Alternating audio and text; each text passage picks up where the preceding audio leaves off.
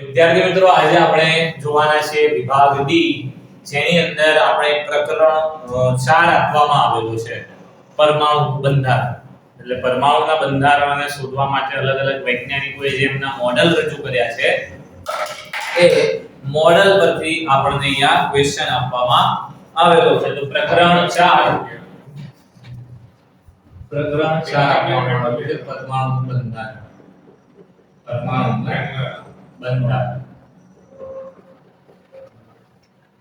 તો પહેલો ક્વેશ્ચન છે કે રુથરફોર્ડનો પ્રયોગ ટૂંકમાં વર્ણવી આ પ્રયોગના અવલોકનો જણાવો. ક્વેશ્ચન એક છે કે રુથરફોર્ડનો પ્રયોગ વર્ણવી, ટૂંકમાં લખવાનું છે કે ટૂંકમાં વર્ણવી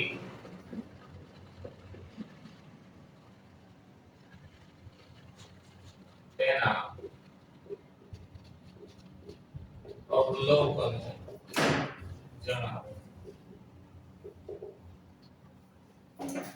તો રુથરફોર્ડે અહીંયા આપણને પ્રયોગ કરીને પરમાણુના બંધારણ વિશે ખ્યાલ આપેલો છે. તો સૌપ્રથમ જે પરમાણુનું બંધારણ દર્શાવવામાં આવેલું હતું એ જે થોમ્સન દ્વારા આપવામાં આવેલું હતું.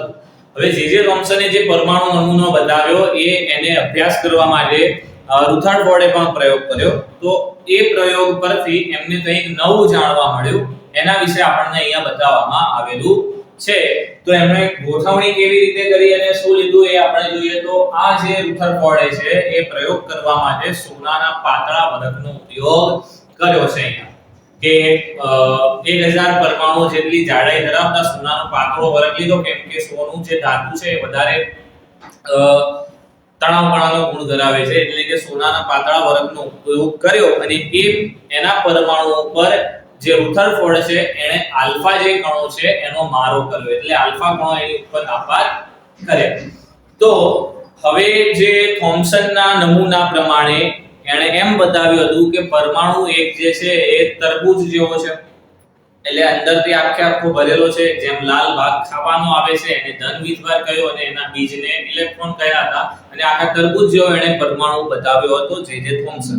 તો એ જ ધારણા ધારી અને રુથરફોર્ડે પણ પ્રયોગ કર્યો અને એની એ જ ધારણા હતી કે હું જે પણ કિરણો એની ઉપર આપાત કરી રહ્યો છું એ મોટા ભાગના જે કિરણો છે એ ટકરાઈને અથડાઈને એટલે કે પાછા ફરશે. કેમ કે આખો ભાગ જે છે પરમાણુનો એ પણ એમ જ અનુમાન લગાવતો હતો, ધારતો હતો કે પરમાણુ આખો ભરેલો છે, બરાબર. તો એ ધારણા કરી અને એને અવલોકન એટલે કે પ્રયોગ કર્યો. પછી પ્રયોગ કર્યા પછી શું એને જોવા મળે છે એ આપણે એના અવલોકન પરથી જોઈએ. તો અવલોકન પરથી એવું જાણવા મળે છે કે અવલોકન પહેલા તો જે એને મળે છે ખૂબ જ ચોંકાવનારું હોય છે, એટલે જે ધારણા કરી હતી એના કરતા ઓપોઝિટ જ એને પરિણામ મળે છે. એટલા માટે કેમ? તો મોટા ભાગના જે કિરણો છે એ પરમાણુમાંથી સીધા પસાર થઈ જાય છે. મોટા ભાગના કિરણો પરમાણુમાંથી પસાર થઈ જાય છે. બીજું કે 12000 કિરણો જે હતા, કણો હતા, એમાંથી ફક્ત એક જ જે કિરણ છે એ પાછું ફરે છે, બાકીના જે છે એ પરમાણુની અંદરથી સીધા શું થાય છે? પસાર થઈ જાય છે, બરાબર. એટલા માટે અહીંયા એમને આ અવલોકન જોવા મળ્યું અને એના પરથી પછી એમણે જે છે એ અવલોકનો આપેલા હતા કે ફક્ત એક જ કિરણ પાછું ફર્યું એટલે ત્યાં કશું પરમાણુનો ભાગ હોવો જોઈએ. એટલે ત્યાં પછી જાણવા મળ્યું કે આ જે ભાગ છે વચ્ચે જ્યાં પરમાણુ પર કિરણ આપાત કરવામાં આવે છે તો ટકરાઈને પાછું ફરે છે, તો એ ભાગ જે છે એ પરમાણુનું કેન્દ્ર છે એવું જાણવા મળ્યું. અને એ જ ભાગ જે છે એમાં પરમાણુનો ધન વીજભાર અને ઋણ વીજભાર ધન વીજભાર સમાયેલો હોય છે અને પરમાણુનું સમગ્ર દળ જે છે પરમાણુના કેન્દ્રમાં આવેલું હોય છે એમ જાણવા મળ્યું. અને આ જે પરમાણુની જે કેન્દ્રની ત્રિજ્યા છે એ પરમાણુની ત્રિજ્યા કરતા 10⁵ ગણી જે છે એ ઓછી હોય છે એવું જાણવા મળ્યું છે. તો આપણે રુથરફોર્ડનો પ્રયોગ જે છે એ લખી લઈએ. તો ગોઠવણી માટે આપણે શું કર્યું? તો સૌપ્રથમ રુથરફોર્ડે સોનાનો પાતળો વરખ લઈ સોનાનો પાતળો વરખ લઈ. હવે જે પાતળો વરખ એટલે કેટલો હતો તો 1000 પરમાણુની જાડાઈ ધરાવતો સોનાનો પાતળો વરખ લઈ પ્રયોગ કર્યો.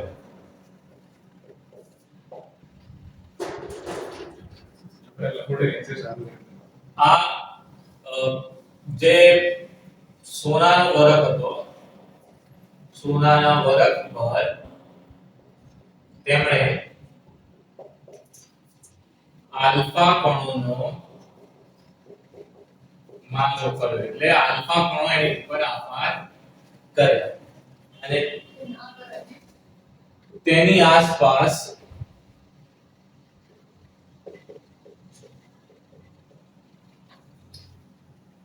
કિરણોને નોંધવા માટે રિસીવર ગોઠવ્યું, જેથી ખબર પડે, શું ખબર પડે, કેટલા કિરણો કઈ જગ્યાએ નોટ થાય છે એની જાણકારી મળે, એટલા માટે રિસીવર પણ નોટ કર્યું. હવે એમને જોવા શું મળ્યું તો અવલોકનની અંદર જોઈએ કે એમને જોવા શું મળ્યું. પ્રયોગ કર્યો તેઓ પ્રયોગના પરિણામો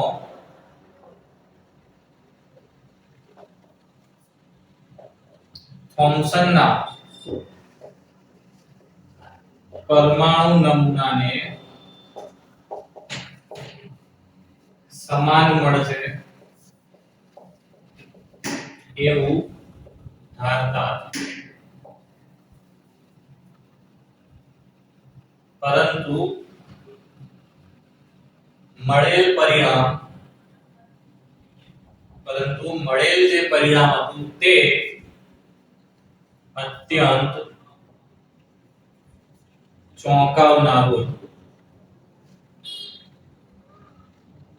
કેમ હતું તો લખીએ કે એમાં પરમાણુમાંથી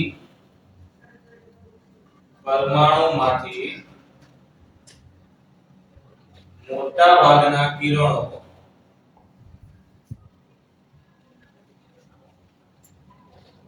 પસાર થઈ ગયા, જે પરમાણુ નો વધુ ભાગ ખાલી છે તેમ સૂચવે છે. બીજું કે 12000 કિરણો પૈકી ફક્ત એક કિરણ જ અથડાઈને અથવા ટકરાઈને પાછું ફરે છે, જેથી પરમાણુમાં વચ્ચે કંઈક આવેલું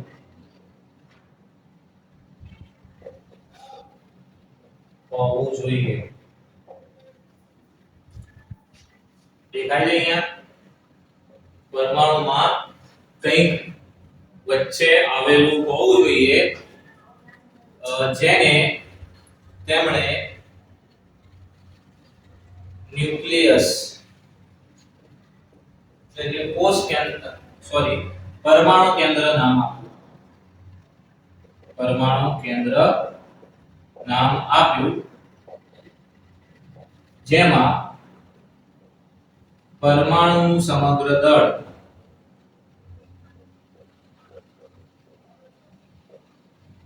સમાયેલું હોય છે.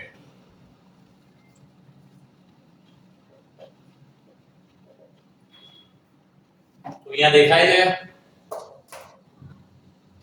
પરમાણુનું સમગ્ર દળ સમાયેલું. બરાબર. તો હવે આપણે ત્રીજું જે છે એ અહીંયા ઉપર આને હટાવીને પછી લખી લઈએ તો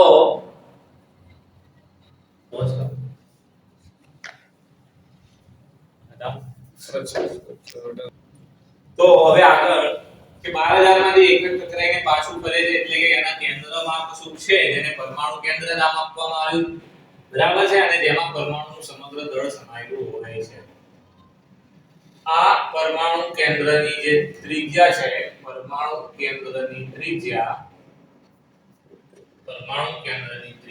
એ પરમાણુની ત્રિજ્યા કરતા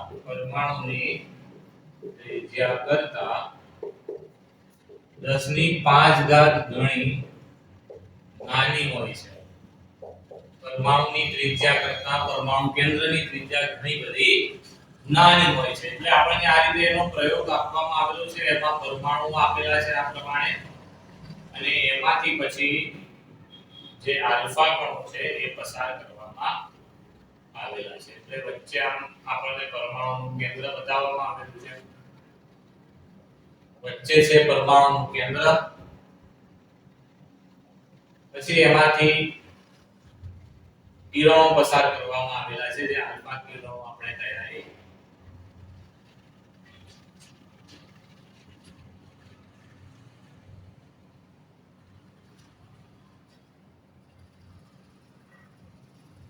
તો આ રીતે આપણને પરમાણુ માટે એનો આકૃતિ પણ આપવામાં આવેલી છે કે મોટાભાગના કિરણો પરમાણુમાંથી જે છે પસાર થઈ જાય છે ફક્ત એક જ કિરણ 12000 માંથી ટકરાઈને પાછું ફરે છે તેના પરથી આપણને આ બતાવવામાં આવેલું છે રુથરફોર્ડના પ્રયોગમાં તો બીજો ક્વેશ્ચન આપણને રુથરફોર્ડના પ્રયોગ પરથી જ આપવામાં આવેલો છે જેમાં આપણને આલ્ફા પ્રકીર્ણનના પ્રયોગના તારણો આપવાનું કહ્યું છે હવે તારણો એટલે કે એના પરથી આપણને શું સાબિતી અથવા શું જાણવા મળ્યું તો એ પણ આપણે આગળના ક્વેશ્ચનના જે જવાબ હતા એમાં લખી ગયા છીએ બરાબર તો બીજો ક્વેશ્ચન એની અંદર જ સમાવેશિત છે તો હવે આપણે ત્રીજો ક્વેશ્ચન જોઈશું કે નિલ્સ બોરે રજૂ કરેલા પરમાણુના બંધારણ અંગેની અભિધારણાઓ જણાવો નિલ્સ બોરનો પરમાણુ નમૂનો પૂછ્યો છે ક્વેશ્ચન નંબર 3 નિલ્સ બોર એ રજૂ કરેલો પરમાણુ નમૂનો તો અહીંયા નિલ્સ બોરને કેમ પરમાણુ નમૂનો આપવાની જરૂર પડી તો અહીંયા બે વૈજ્ઞાનિકો જે હતા જેમાં જે થોમ્સન જેમના પરમાણુ નમૂના પણ અમુક ખામીઓ જોવા મળી એ જ રીતે પછી રુથરફોર્ડે પણ પ્રયોગ કર્યા પરમાણુ નમૂનો દર્શાવ્યો એમાં પણ કેટલીક ખામીઓ જોવા મળી તો હવે એ જે ખામીઓ છે એને દૂર કરવા માટે પછી છેલ્લે નિલ્સ બોરે જે છે પરમાણુ નમૂનો રજૂ કરેલો છે તો પહેલો પોઈન્ટ એ છે કે રુથરફોર્ડના પરમાણુ નમૂનાની મર્યાદાઓ દૂર કરવા નિલ્સ બોરે પરમાણુ નમૂનો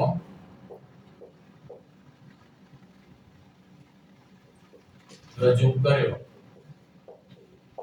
હવે રુથરફોર્ડના નમૂનાની ખામીઓ શું હતી તો રુથરફોર્ડે જે પરમાણુનો નમૂનો દર્શાવ્યો હતો એની અંદર એણે પરમાણુ જે કેન્દ્ર છે એમાં ધન વીજભાર આવેલો હોય છે અને જે ઇલેક્ટ્રોન છે પરમાણુ કેન્દ્રની આસપાસ વર્તુળાકાર માર્ગે ગતિ કરે છે એમ દર્શાવ્યું પણ એ જ્યારે વિકિરણ સ્વરૂપે ઊર્જા ગુમાવે ત્યારે ન્યુક્લિયસ સાથે અથડાય એ દર્શાવી શક્યા હતા નહીં કે કયા માર્ગ પર જે ઇલેક્ટ્રોન છે કઈ કક્ષાઓમાં ગતિ કરે છે એવું કશું જાણી શકાયું હતું નહીં તો એ હતી રુથરફોર્ડના પરમાણુ નમૂનાની ખામીઓ એ ખામીઓને હવે અહીંયા દૂર કરવા માટે એમણે બે જે છે અભિધારણાઓ આપી હતી હવે એ જે અભિધારણાઓ હતી એમાંથી આપણે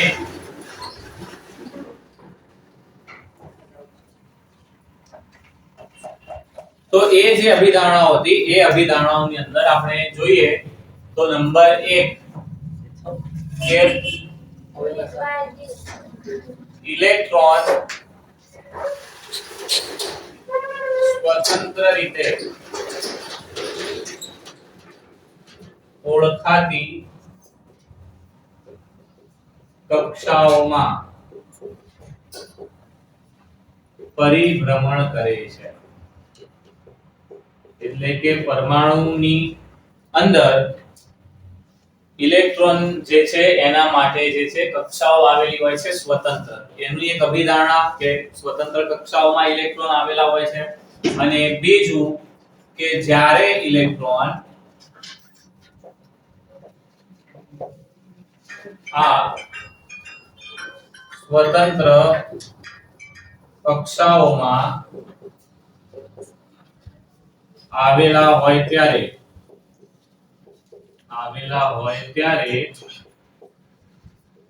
વિકિરણ સ્વરૂપે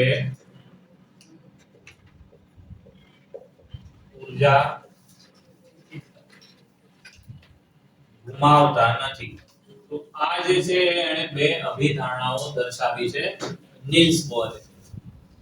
હવે પરમાણુ નમૂનો પણ એમણે રજૂ કર્યો છે કે પરમાણુનો નમૂનો કેવો હોય તો સૌપ્રથમ એટલે કે વચ્ચે પરમાણુ કેન્દ્ર અને એની આસપાસ એમણે આ રીતે ચાર કક્ષાઓ દર્શાવી છે.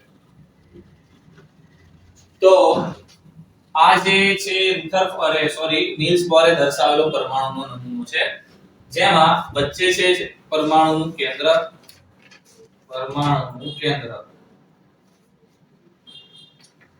ત્યારબાદ અંદરથી શરૂઆત કરીએ તો પહેલી કક્ષા જે છે એને k વડે, બીજી કક્ષા છે એને l વડે, ત્રીજી કક્ષાને m વડે અને ચોથી કક્ષાને n વડે દર્શાવવામાં આવેલી છે, જે અંગ્રેજી મૂળાક્ષરો આલ્ફાબેટ્સ પરથી આપવામાં આવેલી છે. જ્યારે નંબરની વાત કરીએ તો અંદરની કક્ષાને 1 અને ત્યારબાદ અંદરથી બહાર આવતા જઈએ એમ ક્રમશઃ 1 2 3 4 એ રીતે બહારની તરફ નંબરો કક્ષાના આપેલા છે. તો આ પરમાણુ નમૂનામાં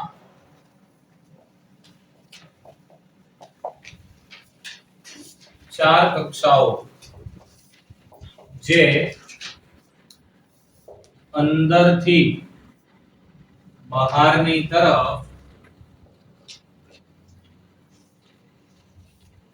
અંગ્રેજી મૂળાક્ષરમાં K, L, M અને N દ્વારા અથવા વડે તથા નંબર પ્રમાણે અંકોમાં 1 2 3 અને 4 વડે દર્શાવવામાં આવે છે.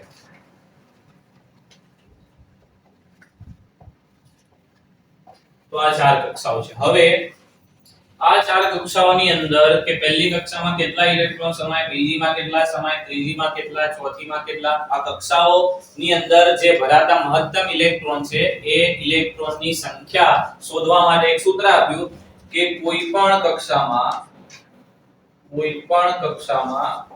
ભરાતા મહત્તમ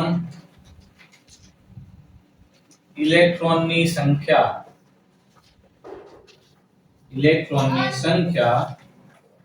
2n² વડે આપવામાં આવે છે. ત્યાં n બરાબર આવશે કક્ષા ક્રમાંક. તો આ રીતે આપણને તો આગળ ક્વેશ્ચન નંબર 4 આપવામાં આવેલો છે કે સમસ્થાનિકો વિશે સમજાવો. સમસ્થાનિકો વિશે સમજાવો.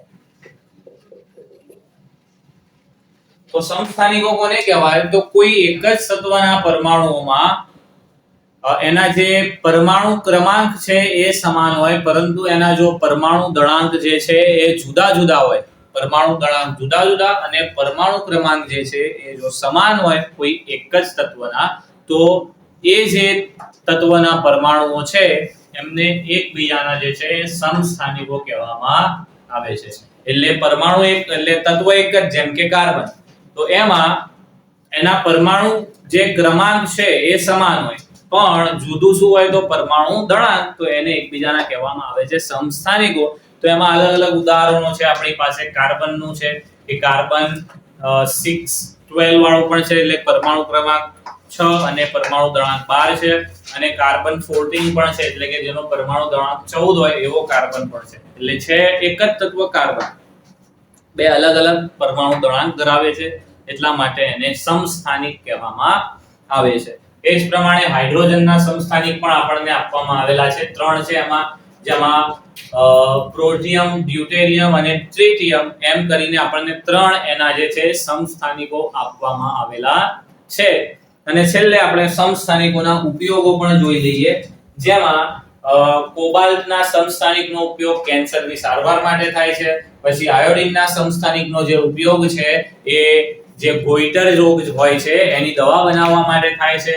અને ત્રીજો કે જે યુરેનિયમનો સમસ્થાનિક છે એનો જે ઉપયોગ છે એ ન્યુક્લિયર ભઠ્ઠીની અંદર બળતણ તરીકે તેનો ઉપયોગ થાય છે. તો આ સમસ્થાનિકો વિશે આપણે આટલું લખી શકીએ છીએ. તો લખી લઈએ.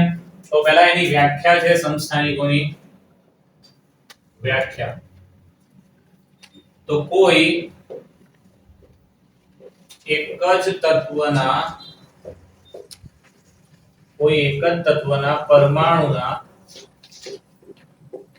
પરમાણુ ક્રમાંક સમાન હોય પરંતુ પરમાણુ દળાંક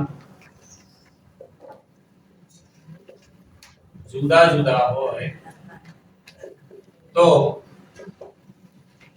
તેમને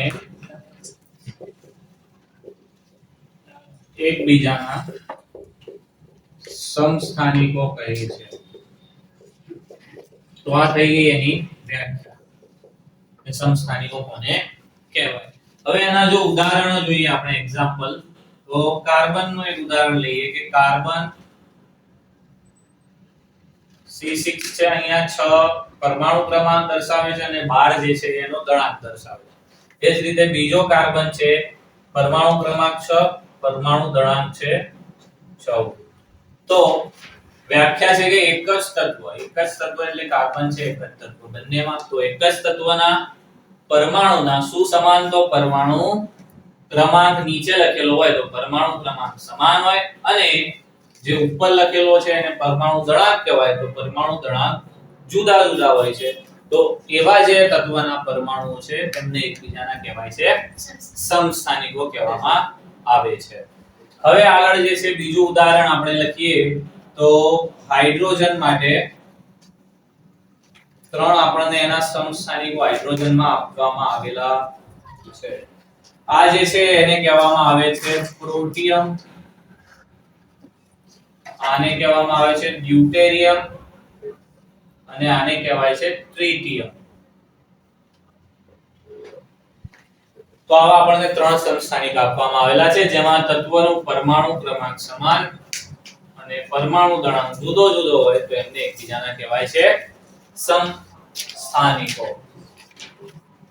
હવે આપણે એના ઉપયોગ જોઈ લઈએ કે સમસ્થાનિકનો ઉપયોગ શું. ઉપયોગ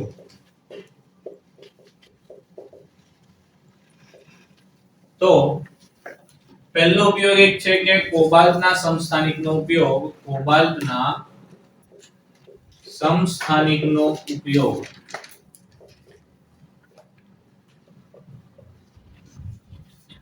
કેન્સરની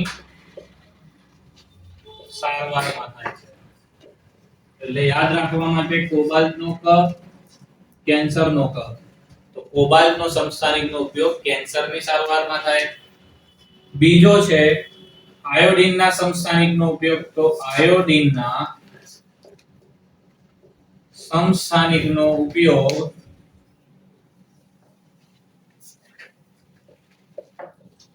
ગોઈટર રોગની દવા બનાવવા માટે થાય છે. અને ત્રીજો ઉપયોગ છે યુરેનિયમના સમસ્થાનિકનો, કે યુરેનિયમના સમસ્થાનિકનો ઉપયોગ, યુરેનિયમના સમસ્થાનિકનો ઉપયોગ ન્યુક્લિયર ભઠ્ઠીમાં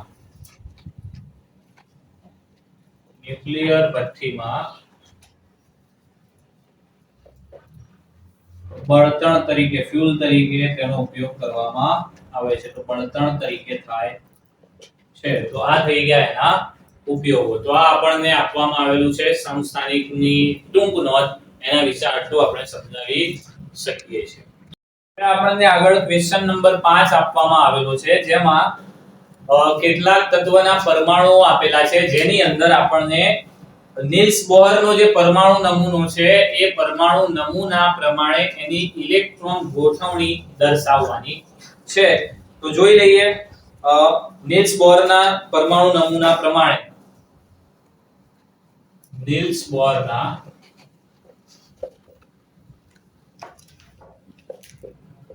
પરમાણુ નમૂના પ્રમાણે ઇલેક્ટ્રોન રચના દર્શાવો. તો હવે જો પહેલી કક્ષા હોય, 4 કક્ષાઓ છે, k બરાબર k કક્ષા હોય તો એમાં જે છે n બરાબર 1 મૂકવામાં આવે તો એનું સૂત્ર છે 2n2. તો એમાં કિંમત મૂકીએ n ની જગ્યાએ 1 તો 2 1 નો વર્ગ 1 એટલે 2 એકા 2. પહેલી કક્ષામાં મહત્તમ ઇલેક્ટ્રોનની સંખ્યા 2 મળે. એ જ રીતે બીજી કક્ષા જેને L કહેવામાં આવે છે, જેમાં n બરાબર આપણને મળશે 2. તો n ની જગ્યાએ 2 મૂકીએ તો 2 નો વર્ગ 4 અને 4 દુ 8 એટલે બીજી જે કક્ષા છે એમાં મહત્તમ આપણે 8 ઇલેક્ટ્રોન ભરી શકીએ. ત્રીજી કક્ષા આપણે જોઈએ તો ત્રીજી કક્ષામાં આપણે નામ આપવામાં આવેલું છે m, જેમાં n ની કિંમત મૂકવામાં આવે છે 3. તો એમાં આપણને 2n2 માં સૂત્ર મૂકીએ કિંમત તો 2 3 નો વર્ગ 9 9 દુ 18. તો ત્રીજી કક્ષામાં મહત્તમ ભરાતા ઇલેક્ટ્રોનની સંખ્યા 18 હોય. અને ચોથી કક્ષા જે છે એ n કહેવામાં આવે છે, તો કેપિટલ N. તો એમાં n ની કિંમત હોય 4. તો 2 4 નો વર્ગ તો 2 4 નો વર્ગ 16 16 દુ 32. તો આ કક્ષાઓમાં મહત્તમ આપણે આટલા ઇલેક્ટ્રોન જે છે એ ભરી શકીએ છે. તો એ પ્રમાણે હવે આપણે ઇલેક્ટ્રોનની ગોઠવણી કરવાની છે, જેમાં આપણને પહેલા નિયોન તત્વ આપવામાં આવેલું છે. નિયોન તત્વનો પરમાણુ છે એની 10 આપવામાં આવેલું છે. પહેલું આપણને આપવામાં આવેલું છે Ne, એટલે કે નિયોન, અને અહીંયા આપેલું છે 10. એટલે અહીંયા જે નીચે લખેલું હોય છે એ સંખ્યા આપણને પ્રોટોનની સંખ્યા પણ સૂચવે છે તથા ઇલેક્ટ્રોનની સંખ્યા પણ સૂચવે છે. એટલે આપણે કેટલા ઇલેક્ટ્રોનની ગોઠવણી કરવાની છે? તો 10 ઇલેક્ટ્રોનની ગોઠવણી કરવાની છે. તો કઈ રીતે થશે? તો જો એમાં 3 કક્ષાઓ છે k l. હવે પહેલી કક્ષામાં કેટલા ઇલેક્ટ્રોન ભરી શકાય? તો 2 છે, તો k માં 2 ઇલેક્ટ્રોન. હવે વધ્યા 10 માંથી 2 જાય એટલે 8. તો l કક્ષામાં મહત્તમ આપણે 8 ઇલેક્ટ્રોન ભરી શકીએ છીએ. હવે બીજી કક્ષા પૂરેપૂરી ભરાઈ ગઈ, પણ હવે ત્રીજી કક્ષામાં લઈ જવા માટે આપણી પાસે ઇલેક્ટ્રોન છે નહીં. એટલે આપણે અહીં 2 કક્ષાઓમાં ઇલેક્ટ્રોન ભરીશું. તો એના માટે આપણે દર્શાવીએ તો આ રીતે દર્શાવી શકાય કે પરમાણુ કેન્દ્ર, પહેલી કક્ષા અને બીજી કક્ષા. તો પહેલી કક્ષામાં જે ઇલેક્ટ્રોન દર્શાવવાના છે એ છે 2. એટલે પહેલી કક્ષા અંદરની જે છે k કહેવાય, એમાં 2 ઇલેક્ટ્રોન. એની ઉપરની બીજી કક્ષા છે l, એમાં 8 ઇલેક્ટ્રોન. તો 8 ઇલેક્ટ્રોન દર્શાવી દઈએ તો 1 2 3 4 5 6 7 અને 8. તો આ રીતે એની ગોઠવણી નિયોન માટે થાય. બીજું તત્વ આપણને આપવામાં આવેલું છે મેગ્નેશિયમ, Mg, અને એનો પરમાણુ ક્રમાંક આપી દીધો છે. એટલે કેટલા ઇલેક્ટ્રોનની ગોઠવણી કરવાની થાય? તો 12. તો k l, k માં મહત્તમ 2, l માં 8 ઇલેક્ટ્રોન. હવે 10 થયા, વધે છે 2, એટલે ત્રીજી કક્ષામાં m કક્ષામાં આવશે 2 ઇલેક્ટ્રોન. તો એની 2 8 2 ઇલેક્ટ્રોન ગોઠવણી થાય. તો એના માટે દર્શાવી દઈએ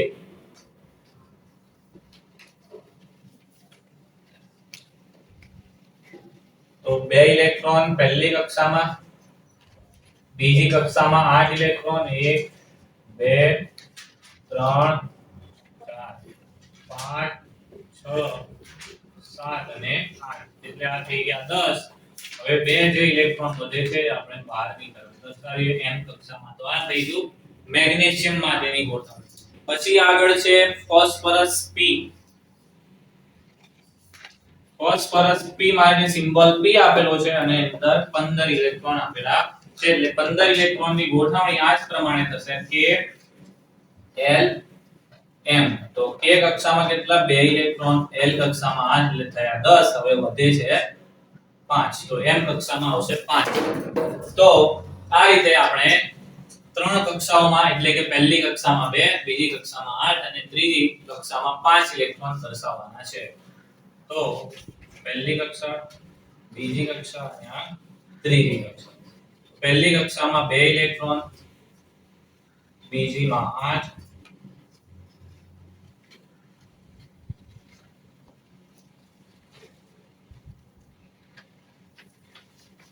અને છેલ્લી કક્ષામાં 5 ઇલેક્ટ્રોન. તો 1 2 3 4 5. તો આ થઈ ગયા ફોસ્ફરસ માટેના ઇલેક્ટ્રોનની ગોઠવણી.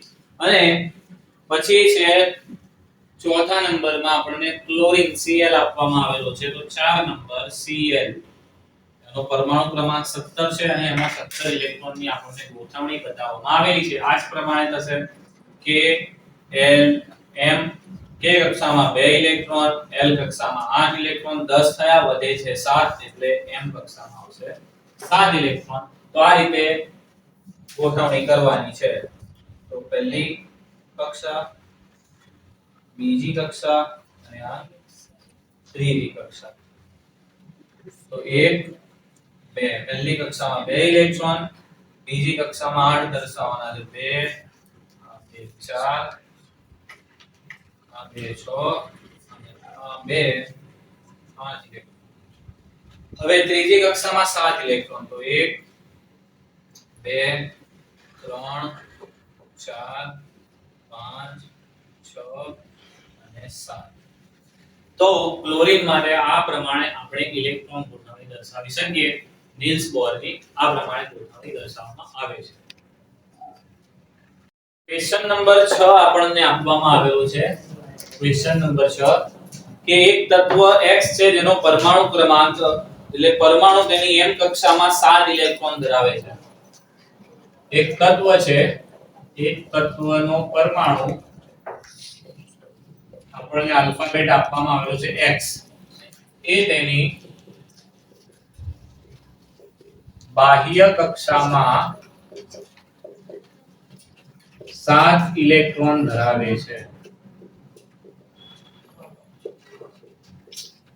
તો નંબર 1 તત્વ X ની ઇલેક્ટ્રોન રચના લખો. તો ક્વેશ્ચન 1 આપવામાં આવેલો છે કે તેની ઇલેક્ટ્રોન રચના લખો.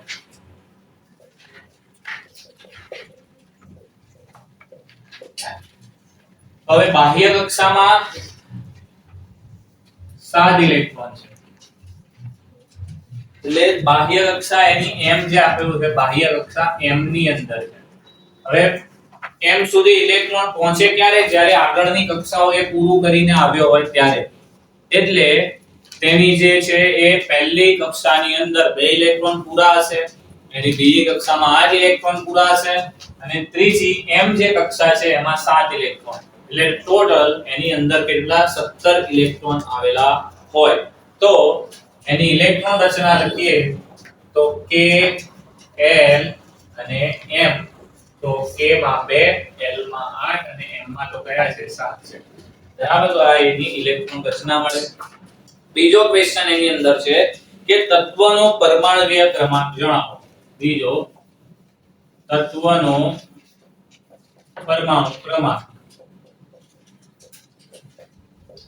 હવે જેટલા એની અંદર ઇલેક્ટ્રોન છે એટલો એનો પરમાણુ ક્રમાંક થશે. તો એનો સરવાળો ઇલેક્ટ્રોનનો તો થાય છે 8 ને 10 ને 7 17. તો પરમાણુ ક્રમાંક આપણને મળશે એનો 17. પછી આગળ છે કે તત્વ X ધાતુ છે કે અધાતુ. ત્રીજો ક્વેશ્ચન એની અંદર કે તત્વ X શું છે, ધાતુ કેવા ધાતુ? તો તત્વ X, હવે કોઈ પણ જે આપણને જો ઇલેક્ટ્રોન રચના જોઈએ, જો પરમાણુની ઇલેક્ટ્રોન રચનામાં છેલ્લી કક્ષાની અંદર જો 5, 6 કે 7 ઇલેક્ટ્રોન આપેલા હોય, 5, 6 કે 7, તો એ જે તત્વ છે એ અધાતુ હોય છે. અને જો છેલ્લી કક્ષામાં તત્વની 1, 2 કે 3 ઇલેક્ટ્રોન આપેલા હોય તો એ જે તત્વ છે એ ધાતુ હોય છે. તો અહીંયા જોઈએ તો આપણે 7 ઇલેક્ટ્રોન છે છેલ્લી કક્ષાની અંદર, એટલે 1 ઇલેક્ટ્રોન મેળવશે, એટલે આ જે છે તત્વ X એ છે અધાતુ. કેમ તો કારણ પૂછ્યું નથી, પણ લખવું હોય તો કારણ કે તેની બાહ્ય કક્ષામાં 7 ઇલેક્ટ્રોન છે એટલા માટે. નેક્સ્ટ ક્વેશ્ચન છે તત્વ X કયું હશે? નામ પૂછ્યું છે. તત્વ X નું નામ, તો પરમાણુ ક્રમાંક 17 અને તત્વ પરમાણુ ક્રમાંક 17 જે છે એ ક્લોરીન આપવામાં આવેલો છે. તો અહીંયા જવાબ આવશે ક્લોરીન. એટલે આ જે X તત્વ છે આપણને પહેલા નામ આપવામાં આવેલું નહોતું, આપણને ઓળખવાનું કીધું છે, તો એ જે તત્વ બને છે એ બનશે ક્લોરીન. તો હવે ક્વેશ્ચન નંબર આપણને 7 આપવામાં આવેલો છે. ક્વેશ્ચન નંબર 7 એમાં ફોસ્ફરસ અહીંયા આપણને આપવામાં આવેલું છે 15 અને અહીંયા 31, એટલે એમાં પ્રોટોનની સંખ્યા 15 અને એનો જે પરમાણુ દળાંક છે એ 31 છે. તો હવે શું કીધું છે એના પરથી, સંજ્ઞા પરથી, એક તત્વનો પરમાણ્વીય ક્રમાંક લખો. એક કે તત્વનો પરમાણુ ક્રમાંક. હવે તત્વનો પરમાણુ ક્રમાંક ક્યાંથી મળે? તો નીચે જોઈ લેવાનું કેટલી સંખ્યા લખી છે, જે નીચે અહીંયા સંખ્યા લખી હોય એ જ સંખ્યા એ તત્વનો શું બને છે? પરમાણુ ક્રમાંક. એટલે અહીંયા જવાબ આવશે 15. હવે બીજું કયું છે એની અંદર કે તત્વનો દળાંક જણાવો. બીજો ક્વેશ્ચન એની અંદર તત્વનો દળાંક. હવે જે પણ સંજ્ઞા આપેલી હોય દળાંક ક્યાં લખેલો હોય? તો એના માથા પર લખેલો હોય છે. તો કેટલો લખેલો છે? તો અહીંયા 31. બરાબર, તો એ થઈ ગયો એનો દળાંક. પછી છે આગળ કે તત્વની ઇલેક્ટ્રોન રચના. તત્વની ઇલેક્ટ્રોન રચના એટલે કે કેટલા ઇલેક્ટ્રોન ગોઠવવા છે? 15. તો K કક્ષાની અંદર 2, L કક્ષાની અંદર આવશે 8, 10 થયા અને M કક્ષામાં વધ્યા 5. તો આ રીતે એની આપણને ઇલેક્ટ્રોન રચના મળશે. અને હવે આગળ છેલ્લું ક્વેશ્ચન છે કે એક સંયોજક સોડિયમ ધાતુ સાથે સંયોજનનું સૂત્ર જણાવો. એટલે આ તત્વનું સોડિયમ, એક સંયોજક સોડિયમ ધાતુ સાથેના સંયોજનનું સૂત્ર. સોડિયમ ધાતુ સાથેનું સૂત્ર. તો સોડિયમ Na અને અહીંયા આપણને આપવામાં આવેલું છે ફોસ્ફરસ. તો હવે ફોસ્ફરસ એકલું હોતું નથી, ફોસ્ફેટ આયન હોય છે. અને સોડિયમની જે સંજ્ઞા છે એ સોરી એની સંયોજકતા 1 છે, ફોસ્ફેટની 3 છે, એટલે Na3PO4 સંયોજન એ બનાવશે. તો Na3PO4. તો આ રીતે આપણને સોડિયમ ધાતુ સાથેનું એનું જે સંયોજન છે એ મળશે. તો અહીંયા આપણને ક્વેશ્ચન નંબર 8 ની અંદર આકૃતિઓ આપવામાં આવેલી છે પરમાણુ નમૂનાની, જેમાં X, Y, Z અને W એમ 4 આકૃતિઓ આપવામાં આવેલી છે. હવે એની અંદર જોઈએ તો આપણને માહિતી પરથી શું પૂછવામાં આવેલું છે કે તત્વનો પરમાણુ ક્રમાંક, એનો દળ ક્રમાંક, પછી એની જે સંયોજકતા છે એના વિશે આપણને પૂછવામાં આવેલું છે. તો જોઈ લઈએ. તો X ની અંદર આપણને અહીંયા પરમાણુ ક્રમાંકની વાત કરીએ તો પરમાણુ ક્રમાંક એટલે શું? તો તત્વના પરમાણુમાં આવેલા પ્રોટોનની સંખ્યા. તત્વના પરમાણુમાં આવેલા પ્રોટોન. તો પ્રોટોન અહીંયા આપણને p થી લખીને આપેલા છે અને આગળ સંખ્યા લખેલી છે 5, તો તત્વનો પરમાણુ ક્રમાંક અહીંયા થશે 5. હવે પરમાણુ દળાંકની વાત કરીએ એની અંદર, તો પરમાણુ દળાંક એટલે પ્રોટોન અને ન્યુટ્રોન બંનેની સંખ્યા આપણને અહીંયા પરમાણુમાં આપેલી છે નાના અક્ષરથી લખીને. એટલે પહેલામાં ઉપર 5 લખેલો છે કેન્દ્રમાં અને નીચે ન્યુટ્રોન 6 લખેલા છે. બંનેનો સરવાળો કરીએ તો 5 ને 6 11 મળે. એટલે X જે તત્વનો પરમાણુ છે એનો પરમાણુ દળાંક બનશે 11. પછી વાત કરીએ તો એની બીજી કક્ષા જે છે એમાં 3 ઇલેક્ટ્રોન આવેલા છે. ફરીથી કે જો તત્વની પરમાણુ કક્ષાની છે એટલે કે તત્વના પરમાણુની બાહ્ય કક્ષામાં 1 2 કે 3 ઇલેક્ટ્રોન આવેલા હોય તો એ જે છે એ એની સંયોજકતા બનશે. અને જો 5 6 કે 7 ઇલેક્ટ્રોન આવેલા હોય તો એને અષ્ટક એટલે કે 8 ઇલેક્ટ્રોન પૂરા કરવા માટે જેટલા ઇલેક્ટ્રોન ખૂટશે એ ઇલેક્ટ્રોનની સંખ્યાને એની સંયોજકતા કહેવામાં આવે છે. તો હવે અહીંયા જોઈએ તો 3 ઇલેક્ટ્રોન છે તો એની સંયોજકતા થઈ જશે 3. હવે આગળ Y તત્વનો જે પરમાણુ આપણને આપેલો છે Y માટે, એની અંદર પરમાણુ ક્રમાંક માટે આપણે જોઈએ તો P જે છે પ્રોટોન 8 આપવામાં આવેલા છે એટલે એનો પરમાણુ ક્રમાંક થશે 8.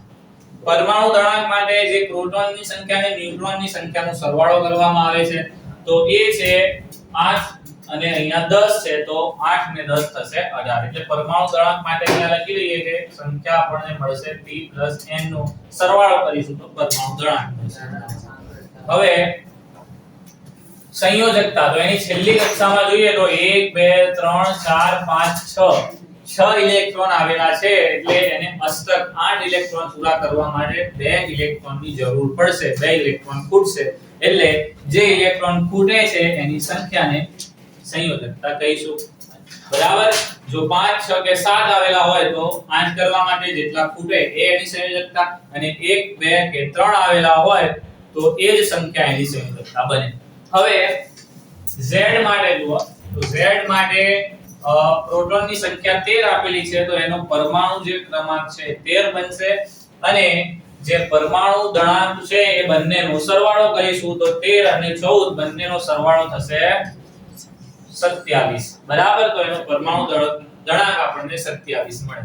સંયોજકતાની વાત કરીએ તો એની જે છેલ્લી કક્ષા છે એમાં 3 ઇલેક્ટ્રોન આપેલા છે. તો 1 2 કે 3 હોય ઇલેક્ટ્રોન છેલ્લી કક્ષામાં તો એ જ એની સંયોજકતા બને છે. એટલે અહીંયા આવશે સંયોજકતા 3. એ જ પ્રમાણે હવે W માટે લખીએ તો W ની અંદર પરમાણુ ક્રમાંક માટે પ્રોટોનની સંખ્યા છે 15 તો પરમાણુ ક્રમાંક બનશે 15. બીજું છે પરમાણુ દળાંક એટલે બંનેનો સરવાળો, તો 15 અને 16 થાય છે સરવાળો 31 એટલે કે પરમાણુ દળાંક એનો મળશે 31. પછી સંયોજકતા માટે બાહ્ય કક્ષામાં ઇલેક્ટ્રોન 1 2 3 4 અને 5 તો 5 ઇલેક્ટ્રોન છે અને 8 પૂરા કરવા માટે 3 ઇલેક્ટ્રોનની જરૂર એટલે એની સંયોજકતા બનશે 3. તો આ રીતે આપણે પરમાણુના નમૂના પરથી આ જે માહિતી માંગી એ આપણે લખી શકીએ છીએ. ક્વેશ્ચન નંબર 9 આપણને આપવામાં આવેલો છે કે કેલ્શિયમ અને આર્ગન જે છે એના માટે આપણને સંજ્ઞાઓ આપવામાં આવેલી છે. કેલ્શિયમ, તો કેલ્શિયમ માટે આપણને 20 40 અને આર્ગન માટે 18 અને 40 આપવામાં આવેલ છે. હવે બંનેનો જે દળાંક છે એ સમાન છે એવું ક્વેશ્ચનમાં જ આપેલું છે કે બંને સમાન દળાંક ધરાવે છે, પરંતુ પરમાણુ ક્રમાંક બંનેના જુદા જુદા છે. દળાંક એટલે ઉપર જે આવેલું હોય એને દળાંક કહેવાય, તો બંનેનો દળાંક સમાન છે પણ પરમાણુ ક્રમાંક જુદો જુદો છે. તો તેમને કયા નામે ઓળખવામાં આવે છે? તો પરમાણુ ક્રમાંક સમાન હોય અને પરમાણુ દળાંક જે છે પરમાણુ ક્રમાંક જુદા જુદા હોય અને પરમાણુ જે દળાંક છે એ સમાન હોય તો તેમને એકબીજાના સમભારીય અથવા તો સમદળીય તરીકે ઓળખવામાં આવે છે. તેની વ્યાખ્યા થઈ ગઈ આપણે. હવે બીજો ક્વેશ્ચન, તો પહેલા ક્વેશ્ચનમાં આ જોડીને કયા નામે ઓળખવામાં આવે છે? આને કયા નામે ઓળખવામાં આવે છે તેની આપણને વ્યાખ્યા લખવાનું કહ્યું છે, એની વ્યાખ્યા લખો. તો પહેલું તો એનું જે નામ છે તો તેને કહેવામાં આવે છે સમભારીય અથવા સમદળીય. ભારી એટલે સમાન ભાર ધરાવે, સમદળીય એટલે સમાન દળ ધરાવે, તો તે સમદળીય અથવા તો સમભારીય તરીકે ઓળખવામાં આવે છે. હવે એની વ્યાખ્યા જો લખી લઈએ આપણે સમભારીયની, તો વ્યાખ્યામાં આવશે કે કોઈ જુદા જુદા તત્વના પરમાણુઓના દળ ક્રમાંક સમાન હોય, દળ ક્રમાંક સમાન હોય અને પરમાણુ ક્રમાંક જુદા જુદા હોય તો તેમને સમદળીય કહે છે. તો આ થઈ ગઈ એની વ્યાખ્યા. હવે એમાં પૂછવામાં આવેલો છે સેકન્ડ ક્વેશ્ચન. આ ફર્સ્ટ ક્વેશ્ચન છે. સેકન્ડ ક્વેશ્ચનમાં આપણને પૂછવામાં આવેલું છે કે આ બંને તત્વના પરમાણુમાં ન્યુક્લિયોન્સની કુલ સંખ્યા કેટલી? ન્યુક્લિયોન્સ એટલે ન્યુક્લિયસમાં આવેલા પરમાણુમાં અપરમાણ્વીય કણો એટલે કે પ્રોટોનની સંખ્યા અને ન્યુટ્રોનની સંખ્યા બંનેનો સરવાળો એટલે ન્યુક્લિયોન્સ. તો અહીંયા કેટલા આપેલા છે? 40. અહીંયા પણ 40 એટલે બંનેમાં આવશે ન્યુક્લિયોન્સની સંખ્યા 40. હવે ત્રીજો ક્વેશ્ચન આપણને પૂછવામાં આવેલો છે કે તત્વમાં રહેલા ન્યુક્લિયોન્સમાં કયા અપરમાણ્વીય કણો હોય? ન્યુક્લિયસની અંદર ન્યુક્લિયોન્સ માં આવેલા અપરમાણ્વીય કણો તો કયા છે? તો બે છે, પ્રોટોન અને ન્યુટ્રોન. તો અહીંયા લખીશું જવાબમાં પ્રોટોન અને ન્યુટ્રોન. આ ન્યુક્લિયસમાં આવેલા હોય આ બંને, જ્યારે ઇલેક્ટ્રોન જે છે એ આ પરમાણુની ફરતે આવેલા હોય છે. નંબર 10 આપણને આપવામાં આવેલો છે કે પરમાણુનું બંધારણ સમજવા માટે કયા કયા નમૂના જે છે એ રજૂ કરવામાં આવ્યા?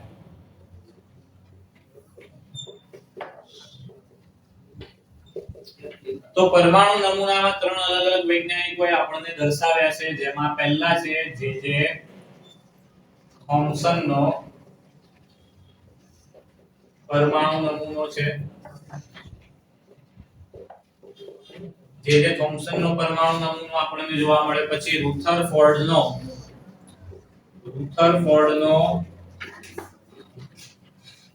આલ્ફા પ્રકીર્ણન નો નમૂનો અને ત્રીજો નીલ્સ બોહર નો પરમાણુ નમૂનો.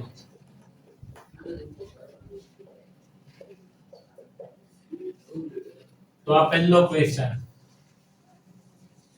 હવે એની અંદર બીજો ક્વેશ્ચન પૂછવામાં આવ્યો છે આપણને કે ન્યુટ્રોન વિશે સામાન્ય માહિતી આપો. ન્યુટ્રોન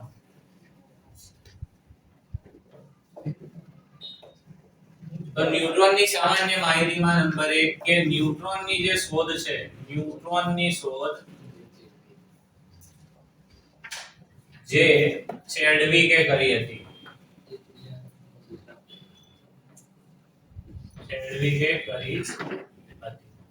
નંબર 2, હવે ન્યુટ્રોન જે છે એ વીજભારની દ્રષ્ટિએ કેવા હોય છે? તો તટસ્થ હોય છે. તો ન્યુટ્રોન વીજભારની દ્રષ્ટિએ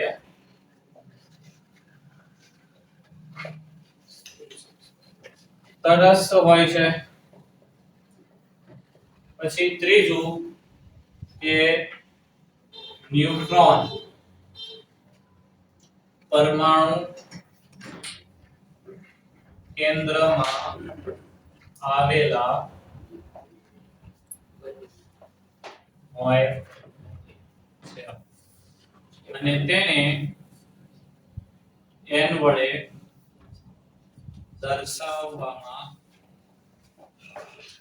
આવે છે. તો આ થઈ ગયો ન્યુટ્રોન વિશેની સમજૂતી. બરાબર છે. તો આ રીતે આપણને આપવામાં